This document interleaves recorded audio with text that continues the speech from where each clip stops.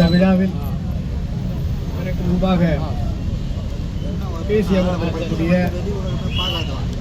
வேலூர் காய்கறி வணிகர் சங்க தலைவர் LKMB வாசு அவர்களே மற்றும் அந்த சங்கத்தினுடைய நிர்வாகிகளே, எங்களுடைய பாரதிய ஜனதா கட்சியினுடைய மாவட்ட தலைவர், ஒரு ஆத்மார்த்தமான உழைப்பிற்கு சொந்தக்காரராக அறியப்பட்டிருக்கிற என்னுடைய நண்பர் தசரதன் அவர்களே, மற்றும் இங்கு வந்திருக்கக்கூடிய பாரதிய ஜனதா கட்சியினுடைய காரியகர்த்த சொந்தங்களே, மற்றும் மாவட்ட அனைத்து வணிகர் சங்க தலைவர் இரா ஞானவேல் அவர்களே மற்றும் அந்த சங்கத்தினுடைய நிர்வாகிகளே, நேதாஜி மார்க்கெட் பல்பொருள் அங்காடி சங்க தலைவர் CKG வினோத் விஜயகுமார் அவர்களே மற்றும் அந்த சங்கத்தினுடைய நிர்வாகிகளே, மாநகராட்சி வணிகர் சங்க தலைவர் மரியாதைக்குரிய பிச்சாண்டி அவர்களே, RSS பேர் இயக்கத்தினுடைய விபாக் சங்க சாலக்காக இருக்கக்கூடிய மரியாதைக்குரிய நண்பர் ஜெகதீசன் அவர்களே, மற்றும் இந்த விழா ஏற்பாட்டாளராக சட்ட பொறுப்பாளர் மகேஷ் அவர்களே, இந்த விழாவை தேனியை போல சுறுசுறுப்பாக ஏற்பாடு செய்த மரியாதைக்குரிய நண்பர் சுனில் அவர்களே, அனைவருக்கும் எனது அன்பான வணக்கத்தை தெரிவித்துக் கொண்டு, முதலில் இந்த வீரம் விளைந்த வீரத்திற்கு பெயர் போன வேலூர் மண்ணில் பராக்கிரமத்திற்கு பெயர் போன நேதாஜியினுடைய பிறந்த நாளை கொண்டாடுகிற வாய்ப்பை வழங்கிய உங்கள் அனைவருக்கும் எனது நன்றிகளை தெரிவித்துக் கொள்கிறேன். பாரத தேசம் முழுவதும் சுதந்திரத்திற்கான ஒரு வித்து எங்கிருந்து ஆரம்பிக்கும் அப்படின்னு சொன்னா தமிழ்நாட்டில் தான். எல்லா நிகழ்வுகளும் முதல் இந்திய விடுதலை போர் என்று வர்ணிக்கப்படுகிற நிகழ்வு 1857 நடைபெற்ற சிப்பாய் கழகம். ஆனால் அதற்கு 50 ஆண்டுகளுக்கு முன்பாக 1806 இங்கு வேலூர் சிப்பாய் கழகம் என்பதுதான் இந்திய பாரத தேசத்தின் விடுதலைக்கான முதல் வித்தாக இருந்தது. நம்முடைய மார்க்கெட் தலைவர் பேசும்போது அருமையா ஒரு விஷயம் சொன்னார். நான் உண்மையிலே ரொம்ப ஆச்சரியமா கேட்டேன்.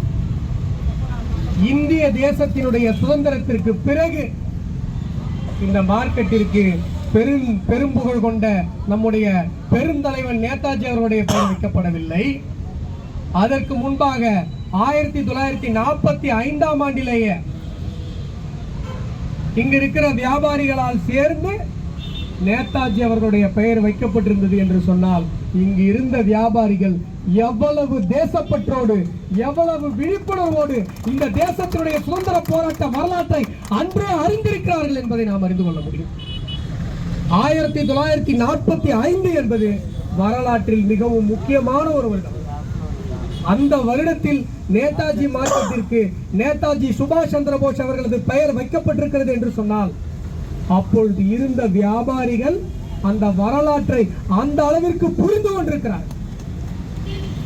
என்ன சார் முக்கியமான வருஷம் 1945? 1945 இந்திய தேசத்திற்கு சுதந்திரம் கிடைத்திருக்க வேண்டும். ஆனா நமக்கு சுதந்திரம் கிடைச்சது 1947. 1945 நம்முடைய தேசத்திற்கு சுதந்திரம் கிடைத்திருந்தது என்று சொன்னால், இன்னைக்கு உலகத்தினுடைய மிகப்பெரிய வல்லரசாக பாரத தேசம் தான் இன்றைக்கே இருந்திருக்கு. 1947 நமக்கு சுதந்திரம் கிடைக்கும் பொழுது இந்திய ரூபாயின் மதிப்பும் அமெரிக்க டாலரின் மதிப்பும் ஒன்று. அப்படி பொருளாதாரத்தில் மிக உயர்ந்த தேசமாக இருந்த நம்முடைய தேசம், அதற்கு பிறகு பொருளாதாரத்தில் நாம் பின்னடைந்ததற்கு காரணம் 1947 சுதந்திரம் கிடைக்கும். 1945 சுதந்திரம் கிடைத்திருக்கும் என்று சொன்னால் ஏன்? அப்போ கிடைத்திருப்பதற்கு ஒரு மிகப்பெரிய காரணம் இருக்கிறது என்று சொன்னேன் என்று சொன்னால் ஏன்? இந்திய தேசிய படை, இந்தியன் நேஷனல் ஆர்மி என்று உலகத்தின் பல மூலைகளிலிருந்து இந்தியர்களை திரட்டி ஒரு பெரும் படையை திரட்டி இங்கு நம்மை ஏகாதிபத்தியத்தில் அடிமைப்படுத்தி ஆட்சி செய்து கொண்டிருந்த வெள்ளைக்காரனை விரட்டி அடிப்பதற்காக அந்த பெரும்படையை திரட்டி கொண்டு வந்த வீர பெருமகன் நேதாஜி அவர்களுடைய முயற்சி வெற்றி பெற்றிருந்தது என்று சொன்னார். 1945 நமக்கு சுதந்திரம் கிடைத்தது. வெற்றி என்பது நம்முடைய பராக்கிரமத்திற்கு கிடைத்த வெற்றியாக இருந்திருக்கும், நம்முடைய வீரத்திற்கு கிடைத்த வெற்றியாக இருந்திருக்கும். வெள்ளைக்காரன் நம்மளை பார்த்து அடிவயிறு கலங்கி போன வருடம் 1945. அப்ப பயந்ததுனாலதான் 2 வருஷம் கழிச்சு சூத்திரம் விட்டு ஓடிப்போம். இதுக்கு மேல இந்திய தேசத்தை நம்மால ஆள முடியாது. பெரும் படையை திரட்டி கொண்டு நேதாஜி அவர்கள் வந்தார், வெற்றியும் பெற்றார். இதுதான் வரலாற்று உண்மை.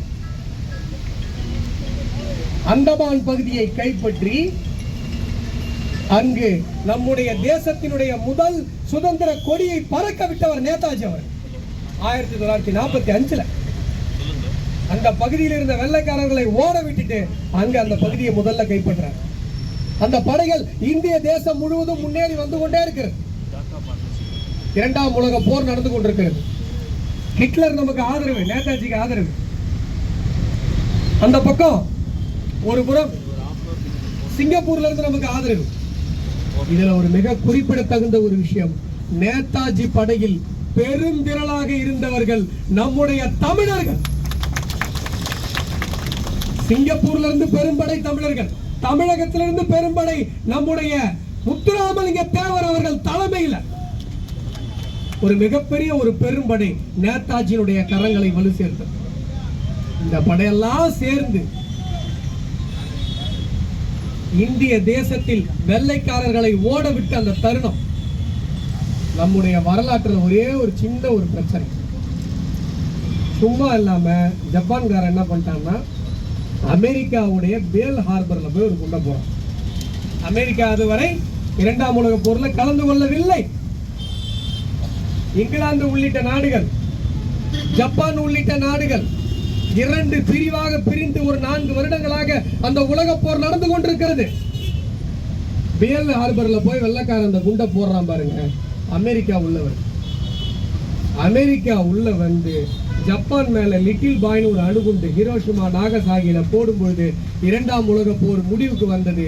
நமக்கு ஆதரவளித்த பல நாடுகள் இந்திய தேசிய படைக்கு, நேதாஜி அவர்களுடைய தேசிய படைக்கு ஆதரவளித்த பல நாடுகள் பின்வாங்கிவிட்டது. ஜப்பான் தோல்வி அடைந்து விட்டது. ஜப்பான் கூட இருந்த அனைத்து நாடுகளும் தோல்வி அடைந்து விட்டது, சரணடைந்து விட்டது. இந்த படைகள் திரும்ப பெறப்பட்டன.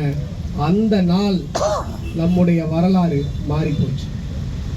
அப்பொழுது நம்முடைய தேசத்திற்கு சுதந்திரம் கிடைத்திருந்தது என்று சொன்னால் பாகிஸ்தான் நம்மை விட்டு பிரிந்திருக்காது, சீனா நம்மிடம் வாலாட்டி இருக்க முடியாது.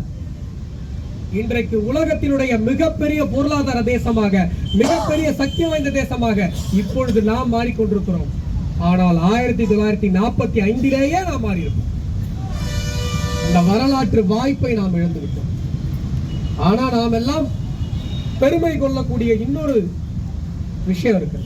நான் சொன்னேன் இல்லையா, இந்திய தேசிய சுதந்திர போர் என்று வர்ணிக்கப்படக்கூடிய 1857 சிப்பாய் கழகத்திற்கு முன்பாக இந்த வேலூர் மண் சிப்பாய் கழகத்தை முதலில் நடத்தியது. சுதந்திர போராட்டத்திற்கான முதல் வித்தை இந்த மண் போட்டதுன்னு சொன்ன இல்லையா, அதே மாதிரி நம்முடைய நேதாஜி அவர்களுக்கு ஜெய்ஹிந்த் என்ற வார்த்தையை சொன்னவர் ஒரு தமிழன், ஜெய்ஹிந்த் செண்பகராமன் பிள்ளை.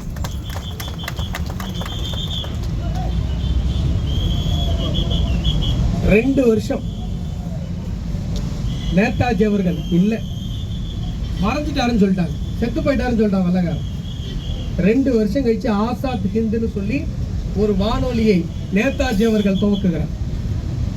ஆசாத் ஹிந்த் அந்த வானொலியில அவர் பேசும் பொழுது ஜெய்ஹிந்த் என்ற வார்த்தையை உச்சரிக்கிறார். அதை கேட்ட இந்திய மக்களுக்கு மயிர் கூச்சரிகிறது, ரத்தம் வெகுத்தொழுகிறது. சுதந்திர போராட்டத்திற்கான ஒரு மிகப்பெரிய விடியலாக இருந்தது. ஆனால் அந்த ஜெய்ஹிந்த் என்ற வார்த்தை முதலில் பயன்படுத்தியவர் நேதாஜி அவர்களுக்கே சந்திப்பின் பொழுது அந்த வார்த்தையை சொன்னவர் நம்முடைய ஜெய்ஹிந்த் செண்பகராமன் அவர்கள். வரலாறு மறக்கடிக்கப்பட்டவர். 2ஆம் உலக போர்ல தேசிய படையை, இந்திய தேசிய படையை கட்டி இந்திய சுதந்திரத்திற்கு வித்திட்ட நம்முடைய நேதாஜிக்கு முன்பாக முதல் உலக போரின் போது இங்கு நம்முடைய தமிழக மண்ணில் வெள்ளையனுக்கு தெரியாமல் அவன் கண்ணில் மண்ணை தூவிவிட்டு